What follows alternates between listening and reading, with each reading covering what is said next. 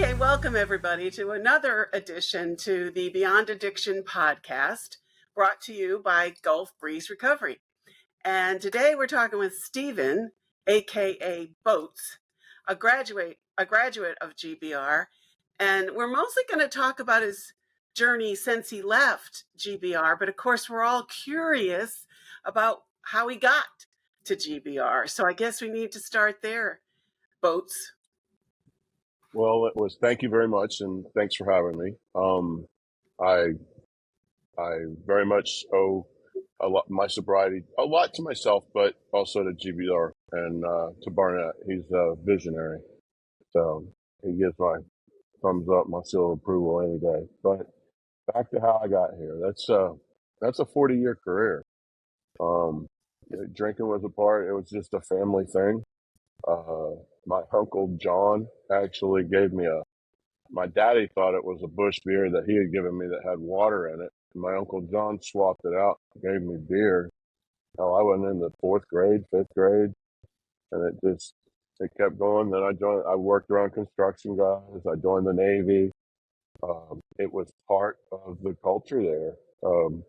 We would have, like, the regulation was that we had to provide, quote unquote, we had to provide non-alcoholic alternatives.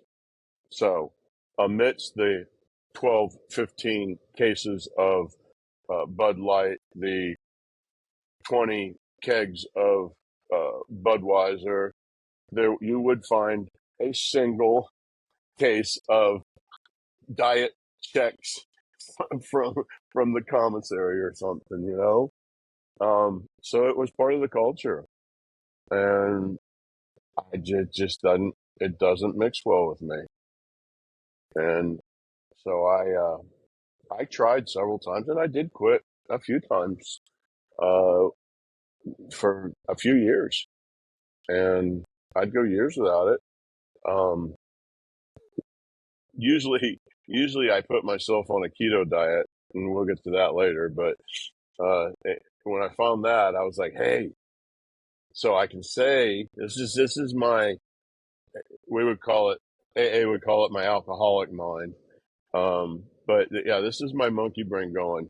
It's like, it's talking to me. It's like, yeah, okay, now you got a good excuse, so now we found an excuse. So I found a refuge in a diet.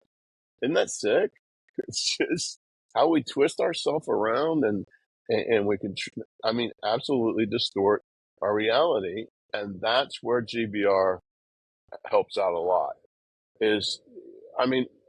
you walk in the door with everything you need to know to solve your problems. Basically, you really do. It's kind of like, I was thinking about it today in anticipation of this, but it's kind of like when you're putting together that piece of IKEA furniture, and and you've got everything there. You've got everything. You've got this, but you just can't figure this out. But you have everything you need. And you call a friend, and the friend comes over and says, oh, well, look, here, no, this is B, that's 8. And then you got it. That's kind of like what happens there. You go in with all that, and then and Barnett's put every little single thing there is also really good leadership. One of my jobs, been a leader in the Navy. I was in the Navy for 20 years. So, and then with construction guys, and one of the easiest ways to get people to do what they need to do or what you want them to do is just remove all their barriers to success. So, like, if they're hungry, make sure they're not hungry. If they're worried about their kid, make sure their kid's taken care of. If they're worried about if they need to have their anniversary off, make sure that they're going to get it off. Just all these little things. Do what you can. You control your controllables. And so the controllables, so you take that thinking and apply it to your sobriety. And then AA would say in the Serenity Prayer, grant me surrendering to accept the things I cannot change. That's controlling your controllables. So it's not like it's not like and one of my barriers to one of my barriers while I was there that I need that when I finally overcome, that's when you get that aha moment. Is that I wanted a prescription. I wanted okay, Boats. This is we understand. This is what's happened. This is your diagnosis. Here's your prognosis, and here's what you're going to do. All right. I want you to blase, and it just you don't get that because you have it all within you. So one of the barriers that I had while I was there until I overcame it was that I wanted a prescription. I wanted them to say, hey, okay, Boats, yes, we see this. This is your diagnosis. You're alcohol dependent, and here's what you need to do. A, you need to drink whole milk. B, you need to eat grapes at 3:00. Just a list, and that's unrealistic because it's already all in there. And so they can't tell me they can't give me the steps. I had to take the steps myself. They just showed me how to do it. Make sense? It does make sense. And it didn't to me when I first looked at it because I used words like, you'll understand, Boats. I used words like tools. What are the tools? What are the keys? And Barnett would try to instruct me that it's not about anything outside. It's all about inside. Talk to that. Exactly. So I'm also a Buddhist. And so some of the practices and the philosophies that I discovered while I was in GBR are very much Buddhist. They are very much of a universal consciousness. And I believe in that because, there's 1,400 religions that are currently being practiced on the earth, roughly, by my last research. And I've been in at least 3 of them. And so, and the thing about it is that each and every one of them thought that they were the one that was right and they were the ones that were going to heaven, and the other 3 weren't. And so that's not the kind of universe I live in. And so that universal consciousness are the things like we should be kind to each other. It's karma. In Buddhism, it's karma. Karma is not I do this and I get that. It's not a quid pro quo. It's if you're a good person, good things are going to happen to you. Life, it doesn't mean you're not ever going to have a bad day. It doesn't mean you're not going to have, but in general, see, I can't do anything about yesterday's karma. But what yesterday's karma led me to experience today's karma. Today, I can change. It's the same thing that Eckhart Tolle would say, live in the now. It's the same thing that Mate, I think it is, Gabor Mate would say, live in the now. And so it's all universal. And that's the light that came on in my head while I was there. Perhaps because I had some exposure to Buddhism, I was predisposed to accept that. But it's comforting because it's something that I can take with me. When you go to a AA program, and like if anybody's seen my testimonial, I still liken it to, AA, it worked. It was good. It was 2 drunks in the living room, and it grew to international proportion. So it's incredible. But that's a rotary phone. All right. Now, mindfulness, the 3 Ps, the teachings of Sid Banks, what we learn at GBR, some of the other forward thinkers in recovery that we're exposed to while we're at GBR. It's kind of like college almost. It really is. It's kind of like, I don't know, drunk college, but it's still a college, and you learn. And so the philosophy there, it teaches to awareness. Yes, I understand. But then somebody listening to this is like, Yeah, but what about getting out of being? I mean, when you got there, did you have to go through detox? Oh, hell yeah. Yes. I mean, Pardon that's me. Yeah. you can talk. You can't get to the place where you're thinking outside of yourself when you're so No. sick. We'll start with the night before. So the night before I went to GBR. That morning I was at the liquor store at 8:55 because they opened at 9. And yes, 8:55 because they opened at 9. I already started feeling pretty pathetic at 8:55 in the morning because the manager walked up. Boats, if I'd known it was you, I'd have brought another biscuit, knew me by name, said, come on, and opens the door. So then my drunk self, my alcoholic self, it gives him some cockamamie line. Here goes the lying.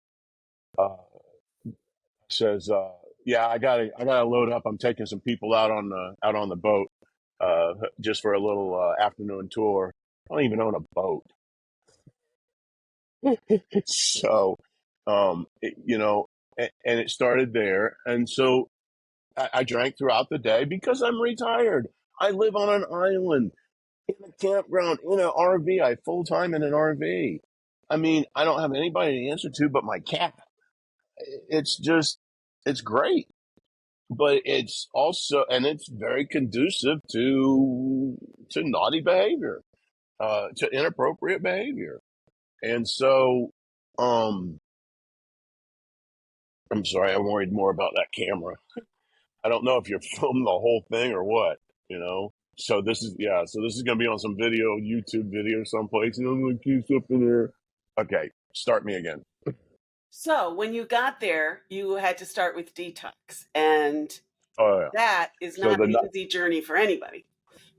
no, the night. So the night before, I went to, like I said, I went to the liquor store at 7:55 in the morning. He opens up. I give him some cockamamie story. I grab another handle of liquor, uh, whiskey, and I go back to the RV. And I mean, I live in a campground. I live in paradise here. So it's just, it was something I just did throughout the day. It's just not. It wasn't an intentional. Well, it eventually became an intentional act, uh, that I had to do it to maintain. And so about 12:30 that night, I ran out. I didn't have any more. Luckily, I kept a handle of Fireball in the freezer. So I started taking some shots of that. The problem is my hand was shaking so bad I couldn't hold the shot glass. And so I'm like, well, hold on, I'm smarter than this. So I put the shot glass down, and the bottle's shaking. Oh, I can't do that. I'm like, I'm smarter than the average bear here. I went and got a red Solo cup, turned it upright, and dumped the whole thing over. All right, now spill that. So then I was done. So pretty proud of myself now. Pretty ingenious. I'm alcoholic. I can get my way out of anything. So I can get to my liquor. I promise you. And so I started taking that. Started running out. 2:30 in the morning. I am sweating. I'm shaking. My, I can't even dial. I'm like, I'm going to die in here. Now I live in an RV in a campground by myself. I'm like, if I die in here, they won't know for a couple days. So I thought about it, thought about it. I'm like, I need help. I really do. And so I Googled, because I could talk to Siri. And so I would Google and say, I Googled, alcohol rehab near me. It pulled up a list. I went down through the list and it was closed, closed, closed, and GBR said open 24 hours. So I don't, they may not have been the top Google search, but they were top in my books because I knew that they cared. I knew if I was in crisis at 2 in the morning, 3 in the morning, somebody was going to be there to answer me. And sure enough, I got a person. Long story short, 9 o'clock next morning, I'm on the phone with Miss Shelley. She runs me through the rigmarole. I tried to get out of it when she got done. She explained it, and so I started to feel that pressure. I'm like, oh shit, I got to get into this. I'm really, am I really doing this? I've been on this edge so many times, and I was like, okay, I will, I'll get back with you. And so Miss Shelley says, well, was there any questions I didn't answer? No, hell. I'm like, no, no, ma'am. I said, to be honest, I said, I haven't even taken a shower or shaved yet. She's like, well, you can shower here. We have facilities where you can shave. That wouldn't be a problem.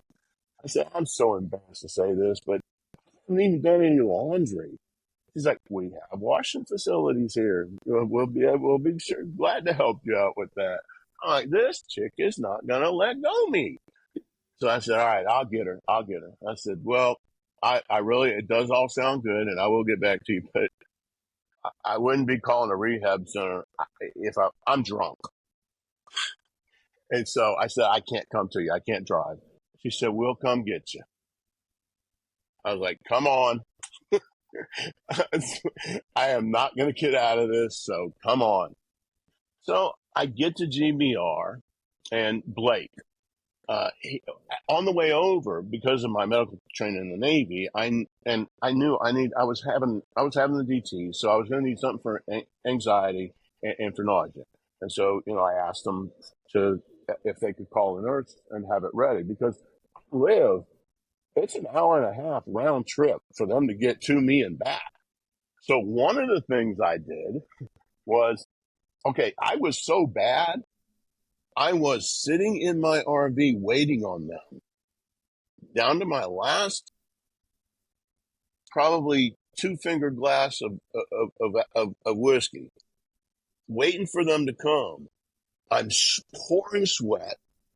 I've got my emergency fan, and when I say emergency fan, it's one of those ones that the firefighters use to suck smoke and stuff out of a building, those really high velocity ones. Because when you live in an RV, if the AC goes out, you need some type of circulation, so you can use that to create negative. So, but it's like a propeller. And so I'm sitting in front of this thing. I'm still sweating. I'm like, I am going to die sitting right here. Well, at least I called somebody. Somebody will find the body. So they're on the way. So I'll only be, dead an hour or two by the time they get me. I really am contemplating this. Now I've got a pacemaker. In addition to my pacemaker, I've got an IED, an internal defibrillator. So it's like the pods that you get hit with in the ER, but it's a quarter size, and it's surgically sewn to my heart, and it'll it only shoot 20 joules. In the hospital you get 250, 300, but I promise you that thing's went off about 3 times. It will wake you up in the morning. So I was like, this thing's going to go off. So the more I got worried about that, I'm sweating, more anxiety.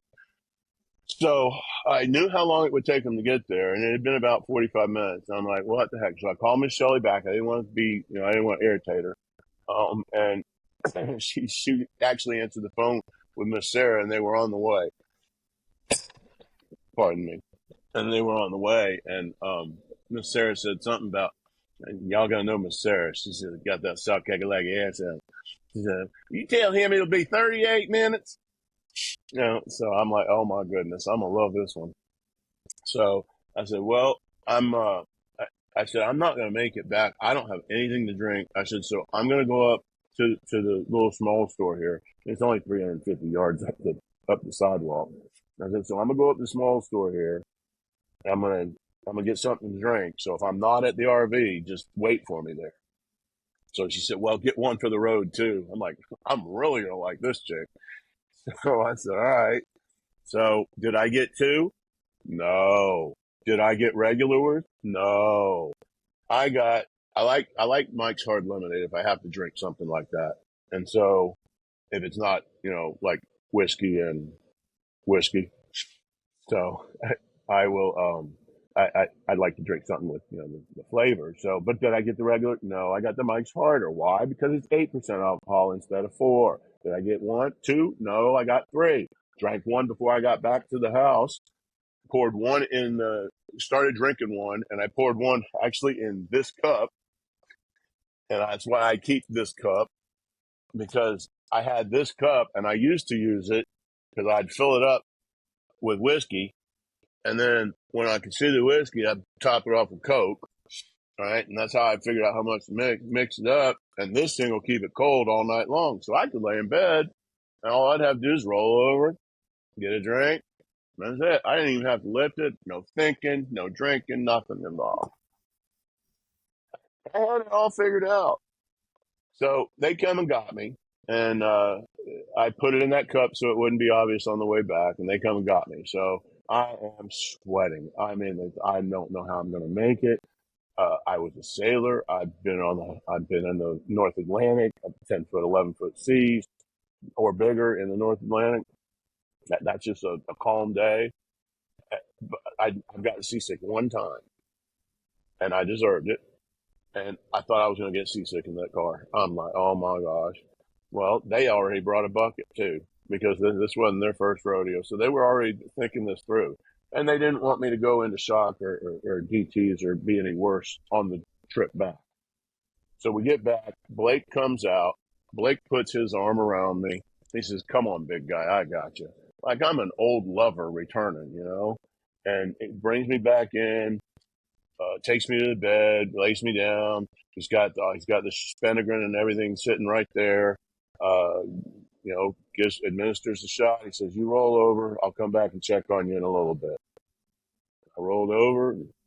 I remember somebody bringing me lunch. And for what I'm ashamed of what I paid for my copay. I stayed 142 days. The regular stays 56. I loved it. Once that light bulb went on, I'm like, see if they'll let me stay longer. See if they'll let me stay longer. See, I was absorbing everything because I knew at my age, it's a 40-year drinking career, as many times as I had tried to stop. I knew that if I didn't get it this time, that's it. I'm done for. I mean, it got pretty bad, and I still got marks like where I had edema in my foot. My foot swole up and it just bloated so bad. Well, where I popped those capillaries, I've got some nice discolored purple skin down there to remind me why I shouldn't drink. Just little things like that. And so they bring me, now I'm in this room. You got to picture this, I'm in what used to be the Portofino. I'm in a spa. I'm in a luxury spa. GBR is the Malibu of recovery centers. It is absolutely the East Coast Malibu, the Gulf Coast Malibu of recovery centers. And so I'm in this private room. I've got this nice cush soft bed, low lighting, someplace to hang my clothes, a little nightstand. I go in, they have some reading there by the nightstand, several books, markers, crayons, pencils, things for me if I want to take notes, notebooks. So I'm starting to come to. I mean, I'm still half lit when I'm waking up, and now I've got the Phenergan in me, which makes you really sleepy. So I'm kind of dazed, and so they come in and they ask me if I'd like something for lunch. I'm like, sure. So I'm thinking, ham and cheese sandwich and chips, something like that. They bring in, I think it was like sea bass or something with some kind of crawfish crumb topping, with sesame roasted asparagus, and they asked me they brought me a drink, asked me and it's on china. I mean, it's not real china, but it's like the really, really good plates. I mean, the stuff is like restaurant quality. So I do remember that, and that's why that stuck out with me, the getting the lunch. I remember Blake. He was so good. He was through the whole process, and he's the nurse. So I mean, we had similar interests, but uh, he also is, he's just such a kind, loving guy. Uh, One thing I remember now, because I didn't remember it then, is I was, I wrote him a thank you note for being so kind, uh, thoughtful, and compassionate. It was, I mean, I could tell it was kind of my handwriting.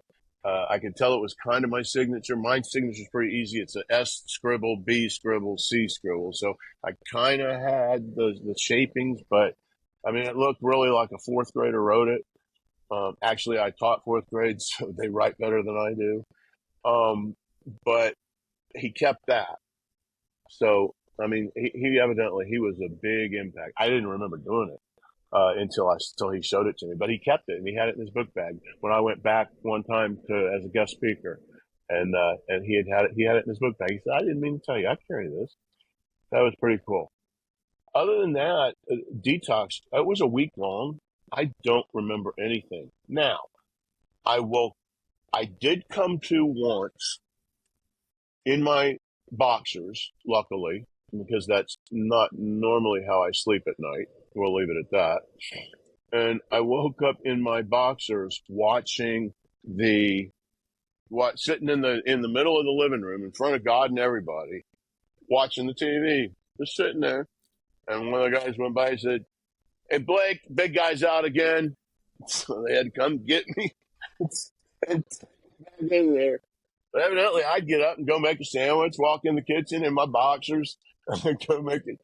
I have no. That's a whole week. I just did not. It does not even exist. And then I woke up in class, and so I started learning.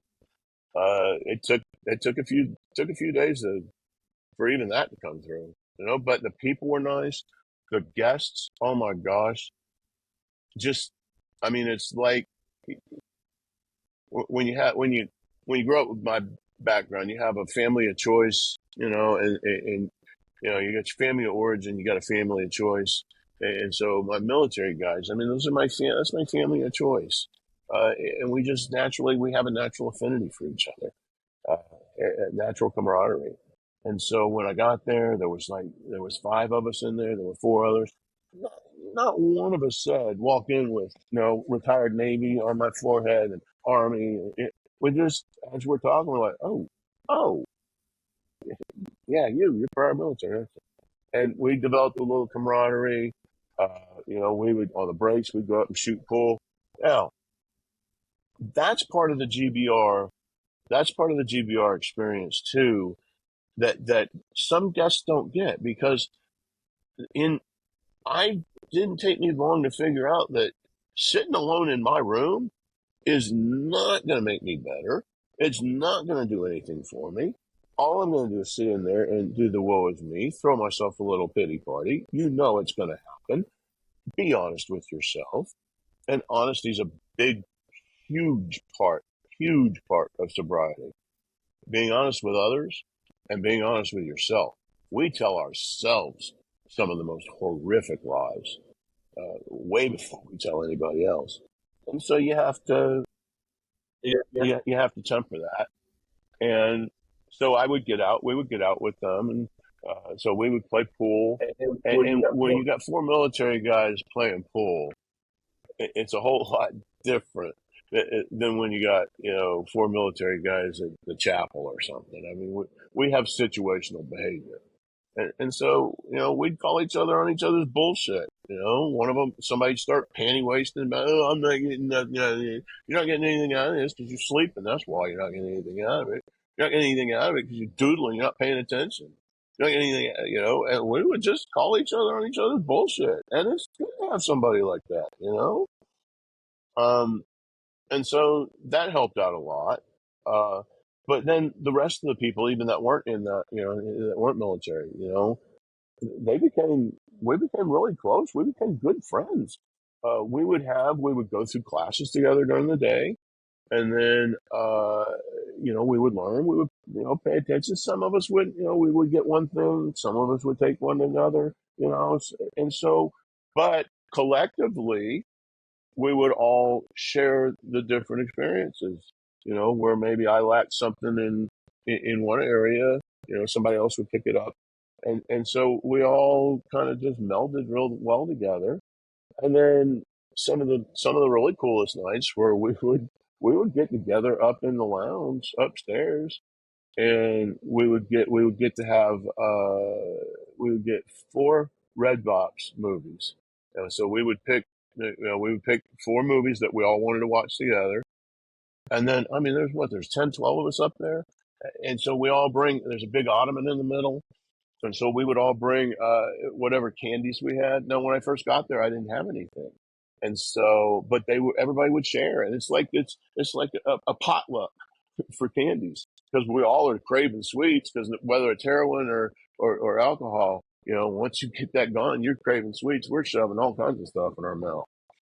So it was like a big candy potluck. So then, when you get some, then you share. So it was actually a big milestone for me to get to walk in with my little 3-pound bag of Skittles and put it down for everybody to share, or M&Ms or something like that.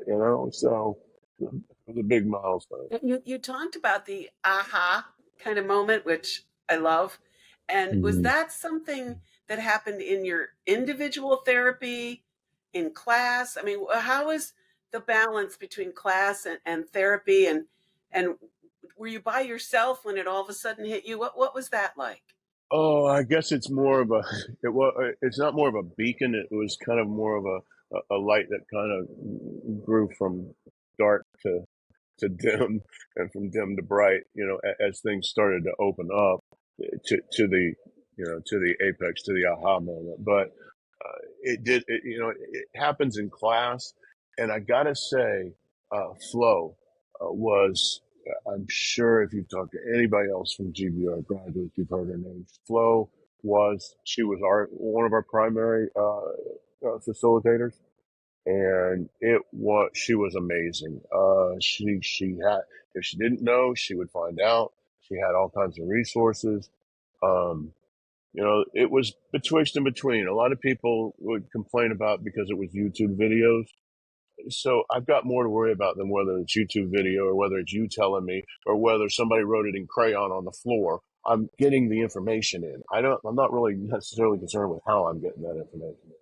And seeing it's that kind of thinking, and there's kind of the aha moment is when you are examining your behavior in a vacuum, or in a safe spot, which is what Barnett creates there, as I alluded to earlier. I mean, I've got 5-star meals created by a 5-star chef. Uh, I've got a menu, a varied menu. Uh, you don't like, people would, oh my gosh, one of the best meals, I knew that the fat boy inside of me was going to get his fill when they served veal shanks, lamb shanks. And you know how veal is best served? It's best served rare. And so, but he even tried to and he just couldn't do it. The chef, this is a chef. So you can't overcook this. He just can't physically do this. And so he started to serve them. I'm like, oh yeah, I'm going to have plenty of those. People would complain that the veal shanks were underdone. I'm like, you know what? Why don't you go to Lakeview? Why don't you go to a state-run facility and complain about your veal shanks? That's just not going to happen. You might complain about your baked grilled cheese sandwich, So you have to take everything into perspective, and I got that there at GBR by having a safe bubble around me where I could finally let that come in the absence of all of the other BS that I had in my life, as a result of in my head. All suffering, Buddha taught, all suffering all suffering is a consequence of your thinking, of your mind, of the thought. So, and so that was 500 years before Christ. Then Christ told us that don't worry about tomorrow, because today's troubles will be sufficient for themselves. Same thing, live in the now. Eckhart Tolle says it. Again, universal consciousness. Having all of that excess baggage removed created a bubble around me that then that I could saturate in some of that, thus helping to create that aha moment. Does that answer the question? Yes. Yes, it does. Because I know that it's important at Gulf Breeze Recover to make sure to give you the optimum amount of therapy hours so that Mm-hmm. you are, and they don't think for you. They think, No, no. If I may, I don't mean to interrupt you, but no, I had Anne Marie was actually she was my therapist, and an added benefit is that I'm sorry, I'm looking. I've got three pieces of artwork that I did after I got out of GBR. No, I got one that I did in GBR and then two that I did after, because not only was she the art therapist, but she was also my personal therapist. And so it took us a couple sessions for us to meld, for us to develop a therapeutic relationship. Uh, I'm a disabled combat vet. I'm 80% disabled. I get a pension from the VA. I'm 57. She was almost young enough to be my daughter. I mean, when I'm sitting around with, like later on it became rich. When you're sitting around with a young lady and you try to be the consummate Southern gentleman, it's kind of hard for me to talk about, the last time I railed a line of coke off of some naked chick's ass. It's just not going to be something that I'm going to want to talk about. And so it took a while for us to get through that, and she did excellent. She went at my pace. She just let it happen. She said, "You know what? Let's just get to know each other." I did have trust issues in the beginning, and that's because when I first started going to therapy for my PTSD, the the the psychiatrist that I went to in the Navy, let's just say it messed me up. She put things and helped me to make me think things or believe things that may or may not have been the way things were. And so it kind of messed me up. And then when I came to that realization that, oh shit, I've been making all this shit up in my mind. Again, the power of the mind. So then I got my shit together again, and I went on about myself. Well, the last thing I wanted was therapy, and I was very resistant at intake about the therapy portion. Specifically, I didn't want to get into any of my anxiety, PTSD, none of those issues, uh, and I was very resistant to the whole therapy thing. Uh, Later on, it became one of the fundamentals of my recovery, because uh, Anne Marie had as the art therapist that she interacted with most of the guests that were there, most of the patients, and so she could also see the social dynamic amongst the guests, amongst the patients, amongst the guests. See, because we would form, if you're just dealing with me isolated, well, you don't see all the other forces, all the other social interactions that are going on between me. And so, let's say I'm just being a real asshole, and but you have Sally as your client. Okay, so Sally comes to you and she says, Boats is a real asshole. She said, well, yeah, that's what everybody says. Well, that's an isolated thing. But where Anne Marie sees that, oh, he was not. He was really trying to help her out. He wasn't trying to pull the chair out from under her. He was pulling it out for her. And so, there's that dynamic, and Anne Marie got to see that. And so that helped me to trust her a little bit more because, she had that, and she was kind of young and hip. So, I'm liberal, and so I'm bohemian. She was bohemian, just kind of laid back, chilled. So eventually we jibed, and then once we started to meld, we were going through. I mean, doing all kinds of work. She introduced me to the EMDR, eye movement desensitization and recalibration. So, not bad for an old drunk, huh? Uh, so she introduced me to that. That went real. I won't say that went really well. That went really painful, but it was not until I was ready to go through that. And so I worked with Rich on that.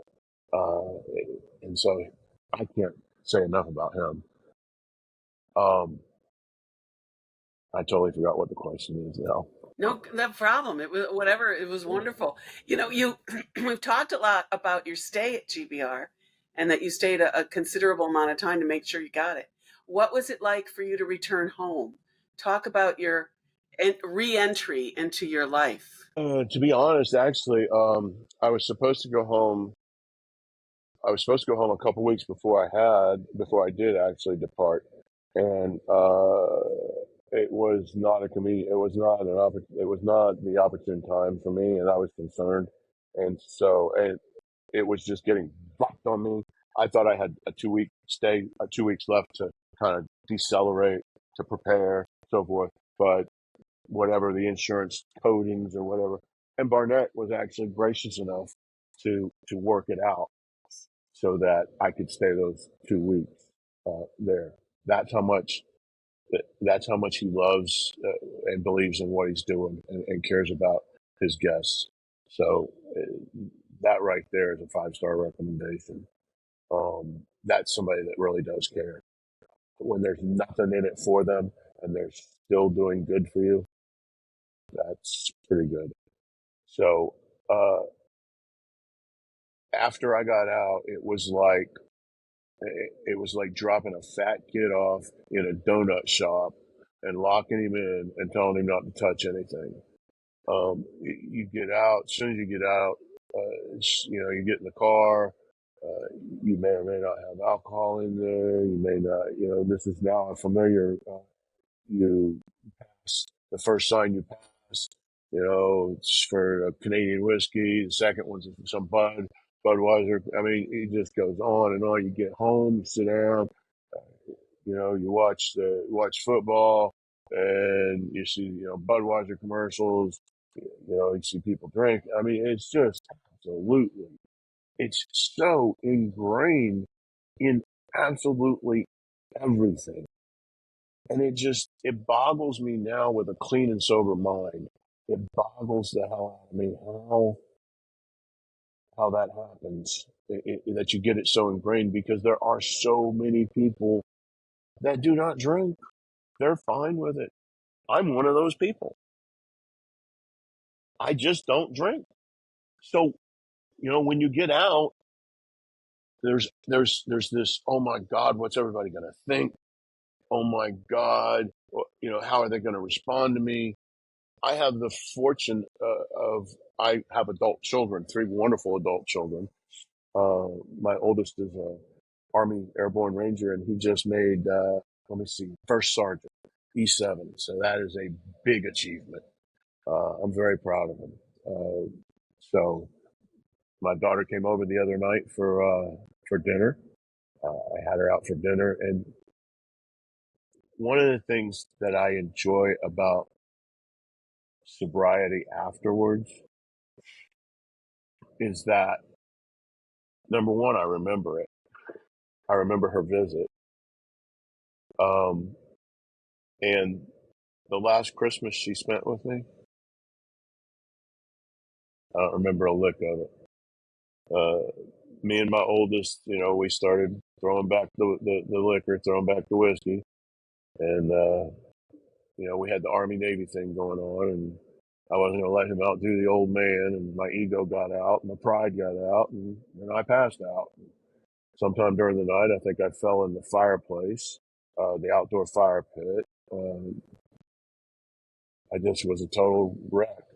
And so I can't, again, that's yesterday's karma. That's not today's karma.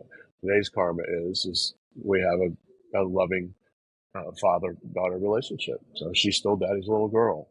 And those are the things that you get and you have the clarity of thought to appreciate, and you also have the clarity of thought to realize that she lives 45 minutes away.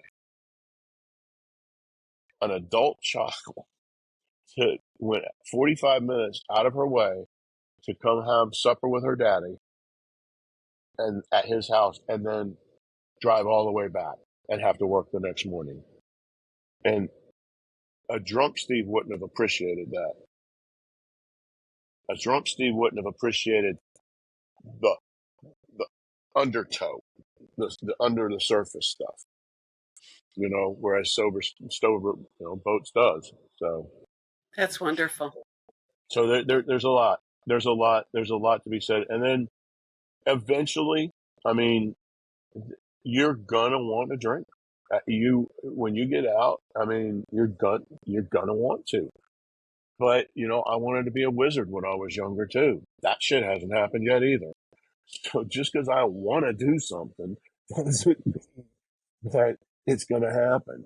It's just it's not. And so you have to realize that it's just a thought.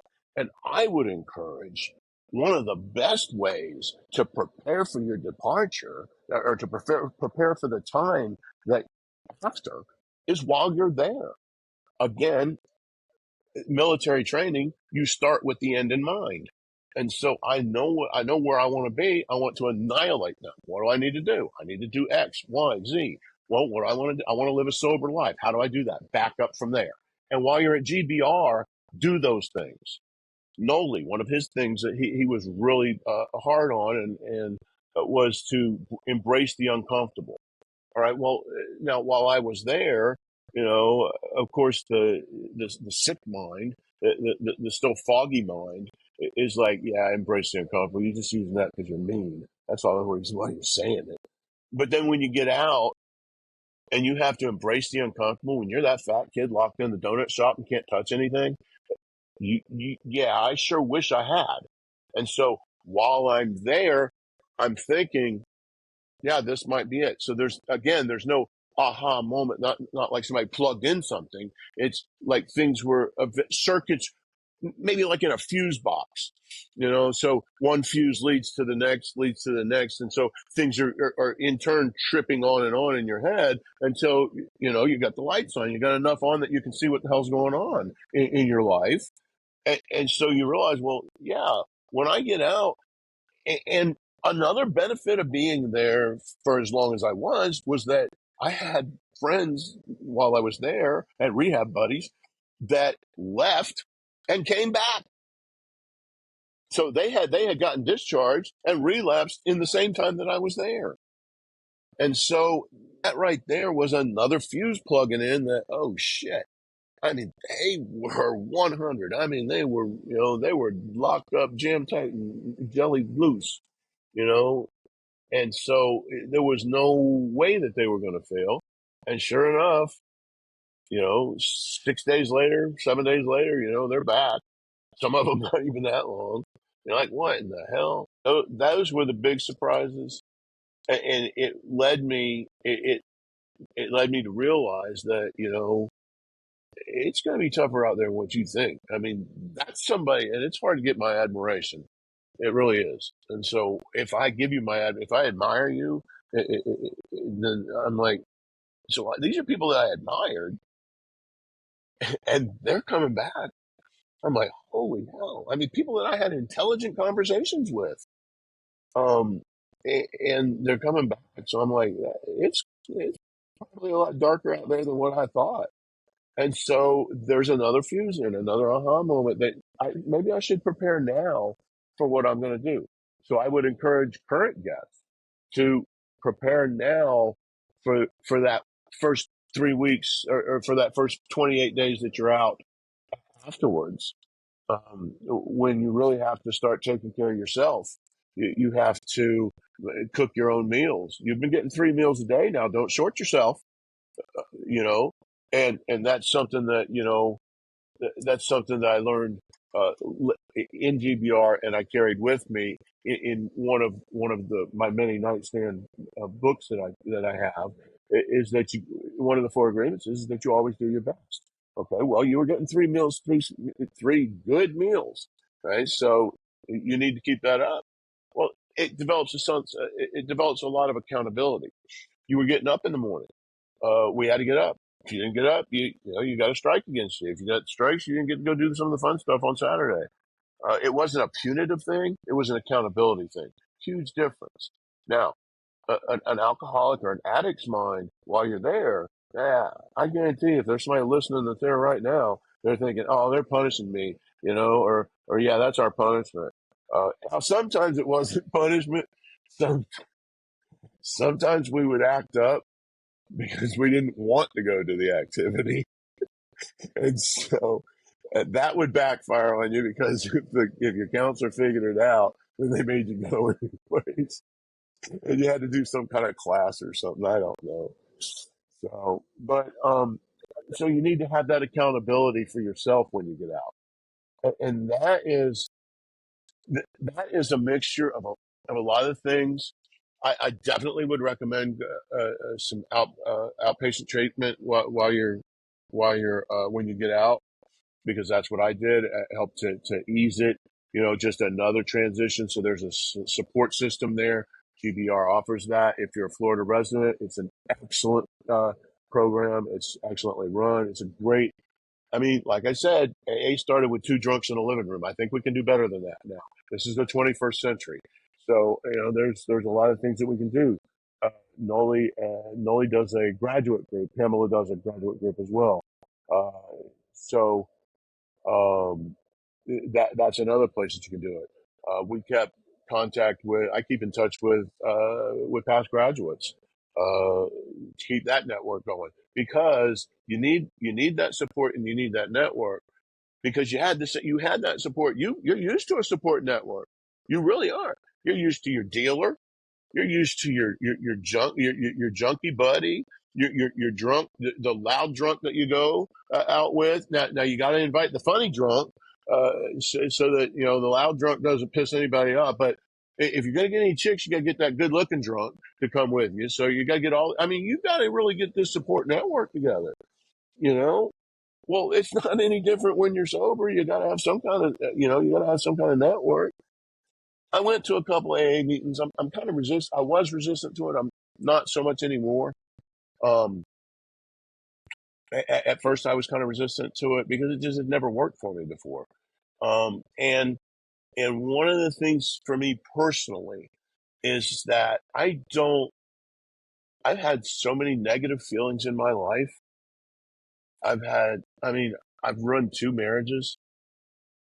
I have, it was just as much my fault as it was theirs, because the laid back bohemian Buddhist boats mixed with alcohol turns into the aggressive military alpha male asshole. And it's not conducive to a good relationship. And, you're also not as forgiving of other people's faults when it's easier to focus on their faults than it is to focus on your faults. So there's a lot to that too. I'm in a wonderful relationship right now, and the woman I love, she's my final greatest love, and it's almost like a fairy tale, and we both know and understand each other because we both get it, and we both get each other. So it's our karma to be together. So that helps. Having somebody, she supports me just as much. She's just as much a big part of my recovery as I am, because she's there for me. She understands. You've got somebody that she's my best friend, and so when you got a buddy there that's a good force in your life. See, I got drinking buddies, but though when you get out, one of the first things I would recommend, actually, I would recommend you do it before, because your counselor is going to ask you to do it, probably, and you're probably going to pretend to do it. And we both know that you're bullshitting yourself and you're bullshitting your counselor, but you're really not bullshitting yourself. Uh, when you delete all of those numbers, your drinking buddies, all the guys that you used to get in trouble with, used to hang out with, guys that they're just up to no good, your dealer, right? They're not gonna. I don't care if your dealer's your priest. Delete the number. If you don't, if you have to go out and try to find that shit again, it's not as convenient. And so when you get tempted, and you will, then it's not there for you. So when you have the clear brain while you're in GBR, you know, that's when you need to do all the shit that you need to do and prepare for war. We call it pre-battle check, pre-combat check. You check your stuff out now, because when you need it, you don't have time to start digging through your shit to get it. It just needs to pop. It needs to bang. It needs to be there. And so when you pick up your phone, it doesn't need to have any distractions in it. It doesn't need to have, those people that you used to hang out with. It doesn't have the people that, that used to buy drugs from. It's just, so there's a lot that you need to do for that transition out before you get out. And then once you get out, it was very beneficial to me I carried some of my GBR out with me. Would you like to see it? Okay, so let me get a drink. I'm sorry. All right, so I have several books up there that are my favorite reads, but the four I definitely would recommend, and I was introduced to all of these in GBR, and one by a guest speaker. And but we went through them. The Serenity Principle, that was one of the freebies that came in the basket. I definitely would recommend that you read this as soon as you get out of detox, or as soon as you are cognizant enough to start taking in the information. Because by reading this, then when you start to get those aha moments and your mind starts to clear, it's easier to take in the three principles. At least it was for me. And you can see here, it's very bookmarked. So, I mean, it's still something that I use today, and I go to, for some really good thoughts. So that's Joe Bailey. Actually met him while I was at GBR. So, and then there's a lot of, and I don't know if I get his name right, but Eckhart Tolle. He's got a lot, and he's got a lot about the now, the here and now and stuff. Now, he's a little bit more verbose than me. I'm more of a Cliff Notes kind of guy. I'll take the Sobriety for Dummies version. And so this is one of my, what I call a nightstand read, and this is Eckhart Tolle's Stillness Speaks. And it's one of those books that you can pick up. Again, you see bookmark, and here you go.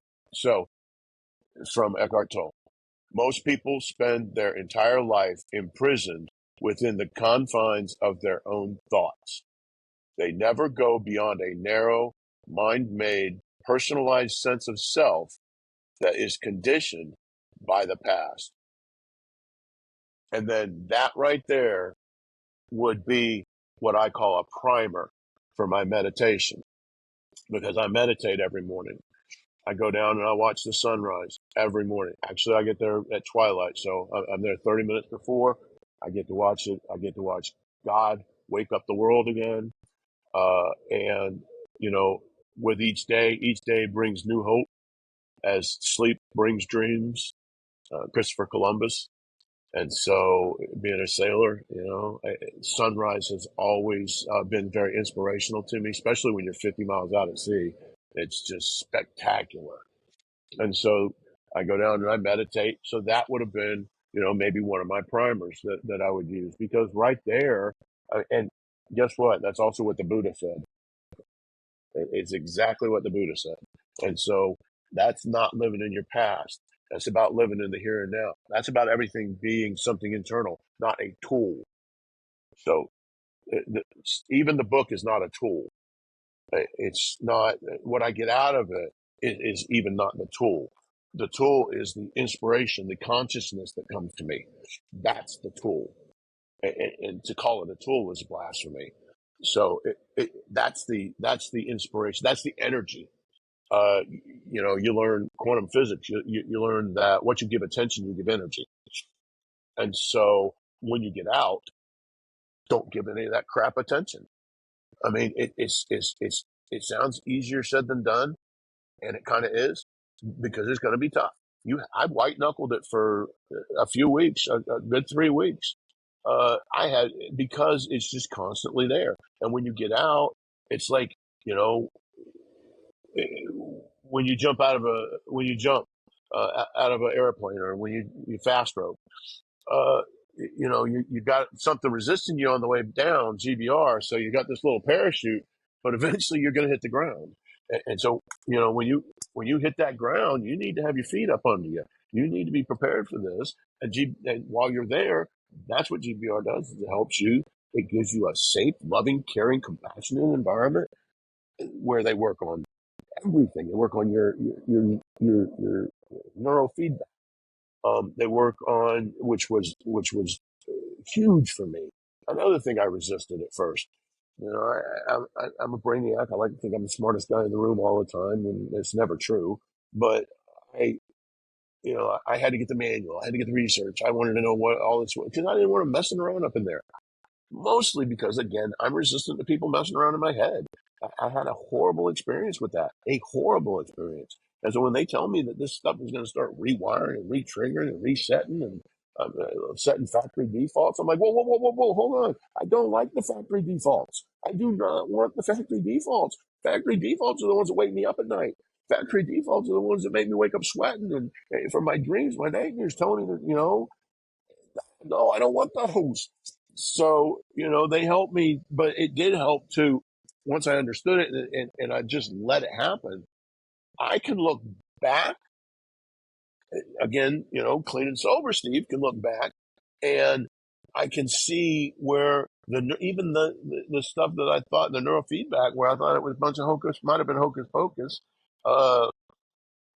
Pamela actually explained it to me. And luckily enough, I went to her for what did we call it? Trauma, non-trauma group. Uh, and so, but that was for people that, suffered some type of trauma. Usually it was PTSD or abuse or something like that. Uh, and domestic violence, blah, blah, et cetera. And so everybody was welcome, and it wasn't she didn't start a fire she wasn't going to attend. It was just an hour. And so it was just kind of a place for her to give you the knowledge and the information or to expose you to the consciousness that you can have to kind of deal with some of these things. So when you bring all of that out with you and you continue to do that, that's really what's going to help you when you get out. We're going to the 4 agreements. Now, this book was so good that I've read it maybe 6 times, 7 times. We started actually while I was there, 4 of us started a book study, and we did a book study in our free time. We would go chapter by chapter, and we would do a book study. We would read the chapter ahead of time. Then during our free time, we would talk about what did that chapter mean. So you'd get a little insight from the guests, from the other people there. That's the teacher coming out in me, but it was really cool. So I asked him if I could do it. Miss Shelley encouraged it. She went and got me, I don't know, I think 10 copies, enough that we could have. I mean, we had 5 or 6 of us that were in there. And so it was really kind of cool, to have our own little book study and to get some other, because again, when you're not really worried about, I mean, we know the cameras will catch the video, but we figured out real quick they didn't catch the audio. So, whatever we're talking about, that's fine. I mean, as long as you're like that, and you can have whatever conversation you want to, and nobody really cares. And so we could really talk no bullshit to each other, where you might not want to do that in the class all the time because, somebody might get offended for you because they don't have enough in their life to get offended about, I guess. So, But the four agreements. This is definitely a book that I would recommend. Don Ruiz uh, the goes into some ancient Toltec wisdom, which again I link to Buddhism, which I link to the universal conscious, Hinduism, Taoism, uh, Christianity for the most part, as long as you believe the way they want you. And a lot of the just the universal, don't make assumptions. The first rule, don't make assumptions. All right. I'm the kind of guy. Let's go with the second one. So we got don't no. First one's to be impeccable with your word. I apologize. First one's be impeccable with your word. The second one is don't take anything personally. Don't make assumptions, and always do your best. So by being impeccable with your word, that goes back to again the the thinking, the consciousness, and we talk to ourselves way more than we talk to anybody else.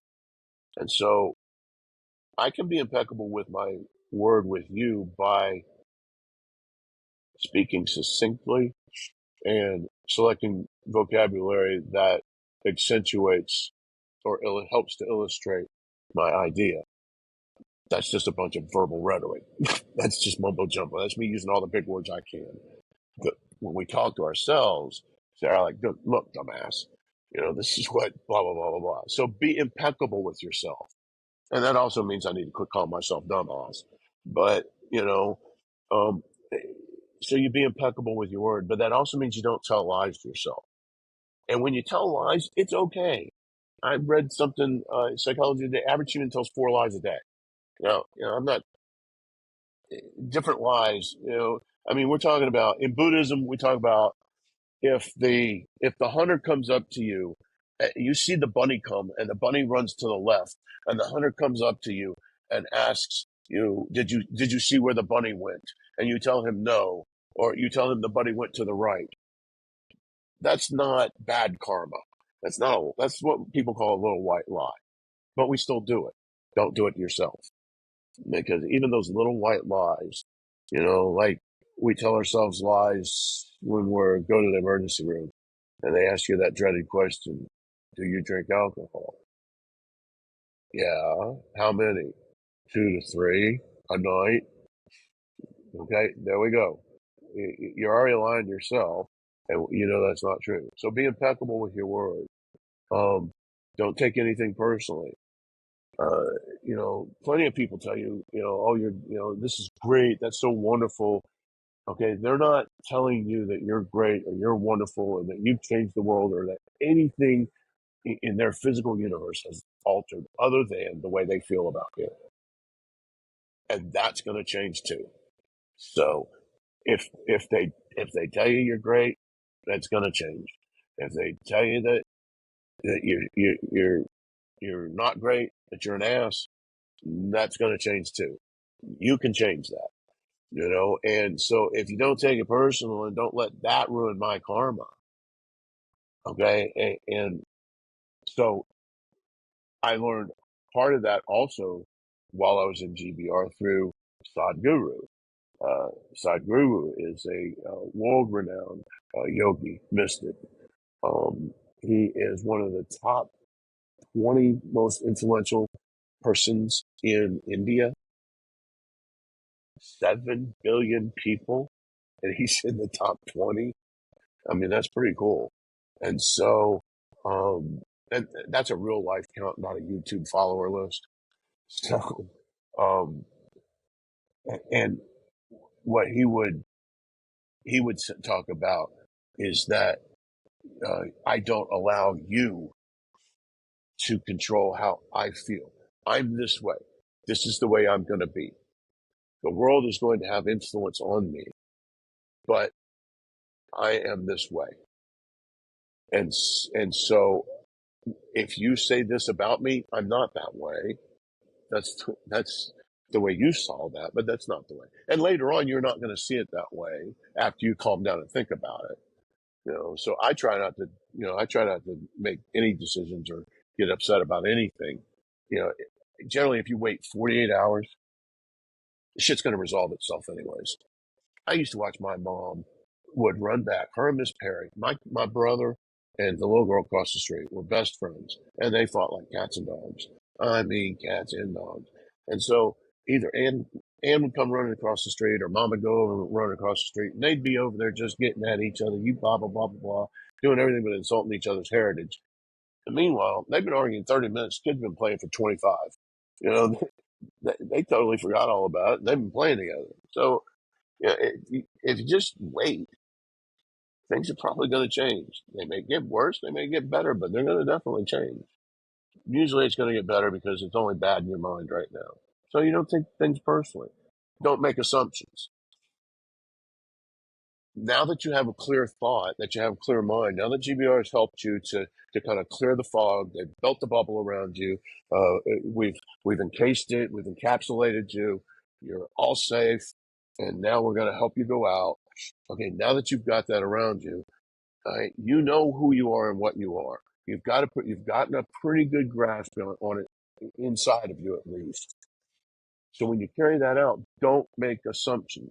Don't make assumptions about how other people are going to respond to you, how other people are going to treat you normally. Because you got to remember, like I said, it's a 40-year career.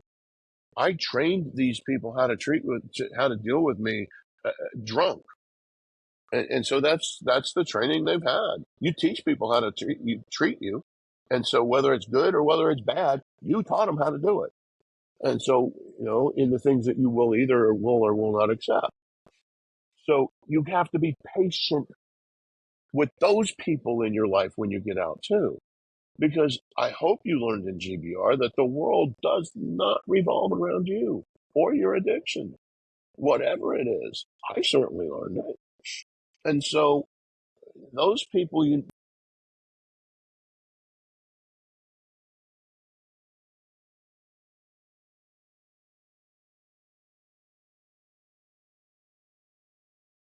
a little bit irritated to TROs. And so, we've got a whole range of people in there in our lives, and you have to give them some time to get used to you. So don't be so full of yourself. You're not that important. All right. And so give them a chance to get used to you the way that you are. And once they see that, and it might take some doing. You might even get instigated or intimidated a little bit. It's going to take some doing, but you had that when you were in there. Just keep it with you. Stay in your bubble, meditate, breathe. Breathing's important, right? So breathe, meditate, and now, I go back to my GBR Bible, and it used to be this thick the week before I got out. But one of the things I brought out with me was a little bit of GBR, and this is my insights, my nuggets, I call them, and they call them nuggets now too. But my nuggets that I took all of everything that I learned, and so I surmised it and I just put them on just regular notebook paper. And so then when I'm getting, if I do have a bad day, if I do, think, what would I do about this? Or if I just get feeling a certain way when I got out, I would go back and I would just sit, be quiet, turn everything off. Yes, that means Sports Center too. Turn your phone off. And no, turning it upside down is not off. Take that time to yourself. That's why that stupid hour with Maggie every day at 1:00 was so important. I could not stay awake to save my life, because I get a good 5-star meal, but it was important and there was no getting out of it because it's important to take that silent time for an hour to focus on yourself. I would encourage them. I would encourage the staff at GBR, whoever's leading it now, to express that so that the guests can then seize the opportunity to maybe get the aha moment. Maybe not the first time. It might be the 6th or 7th week. But eventually you'll get that aha moment that, hey, this is one of those things that I need to take with me outside. is that personal time for personal growth, and to repair the bond, because the bond that you have to your sobriety, it's gonna get pummeled, and when it's getting pummeled, you just got to keep reinforcing it. And so you can call that whatever you want. You can do that whatever you want. You can do it however you want. You can do it with puppets. You can do it with your socks and markers. I don't care how you do it, but you have to do that. You can call it. You can go to 12 steps. You can go to A meetings. And I went to A meetings, and I said, hey, it's just not for me, because it's not how I think now. It's just not. It's too localized. It's not how I think now. And so now that I think different, I learn different, I do different. And so it was good for when it was. And so you don't make assumptions about things that are going on in your life, things that you've done in the past. Your past karma is done. Nothing you do today is going to make the past better. I said that I just in my head. That's also in my notes, and so, you need to remember, don't make assumptions that just because X happened in your past karma, that Y is going to happen today. It's not an if-then situation. That's not karma. All right. You do good today will be good. If you have good karma today, chances are you're going to start off with some good karma tomorrow. Don't bring yesterday's karma into today, but do the best you can to make today good. And, if you keep doing that, what do they call that in 12 steps? One day at a time. It's the same thing. It's universal. So you don't make assumptions that things that you Right. did in your past that they're still gonna haunt you. And people walk around. A lot of people, they go back into that situation and think that they're going to be, judged, and so what you look for, You have you been so find. generous. You've been so If you generous look with for, your time and your uh, learning and your sharing and being very honest and raw. And it's going to really make a difference to somebody that's listening to this. But I want you to have a chance to give one final thought. Like, I'm watching this.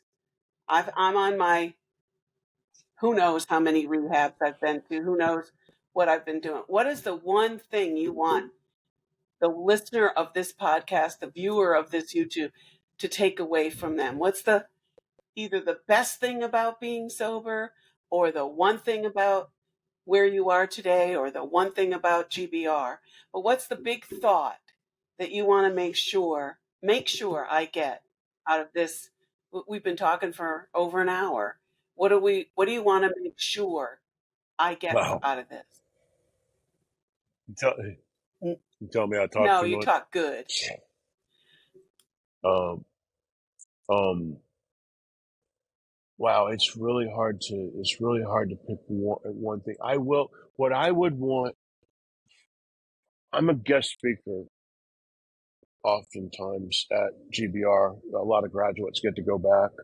I'm local, and I love doing it because it gives a lot. Giving back gives me a chance. And again, in AA, they talk about giving back. You give back to get. You don't get it until you give it away. It's the same thing. It's being of service to others. Uh, you know, I learned in leadership. You get servant leadership, and so by being a servant to others, I think Barnett is very much a servant leader. And I think that if a person will be honest with themselves, I don't have to necessarily be honest with everybody. I am honest with everybody, because a lying boat is going to be a drunk boat.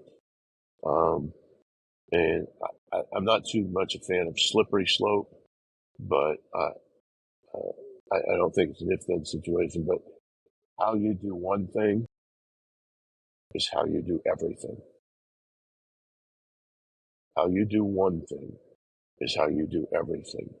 And so that is a strong guiding principle for your sobriety, is Do everything to your best to your best ability.